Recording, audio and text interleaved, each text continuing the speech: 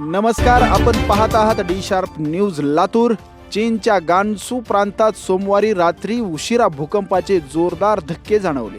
भूकंपाची तीव्रता रिश्टर स्केलवर 6.2 इतकी मोजण्यात आली आहे। चायना अर्थक्वेक नेटवर्क सेंटरनं दिलेल्या माहितीनुसार सोमवारी रात्री 12 वाजण्याच्या सुमारास उत्तर पश्चिम चीनच्या गानसू प्रांतात भूकंप झाला।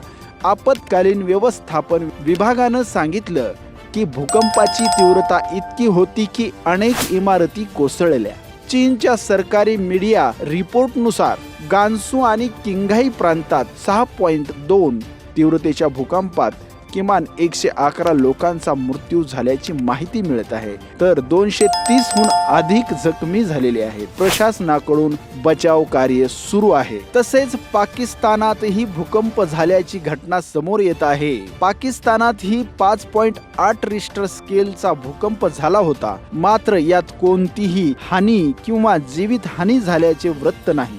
नॅशनल सिस्मिक मॉनिटरिंग सेंटर नुसार भूकंप 133 किलोमीटर खोलीवर झाला आणि त्याचा केंद्रबिंदू भारतातील जम्मू आणि काश्मीर या ठिकाणी होता। राजधानी इस्लामाबादसह इतर शहरांमध्येही भूकंपाचे धक्के जाणवले। अशाच अपडेट पाहण्यासाठी पाहत रहा डी शार्प न्यूज लातूर। नमस्कार।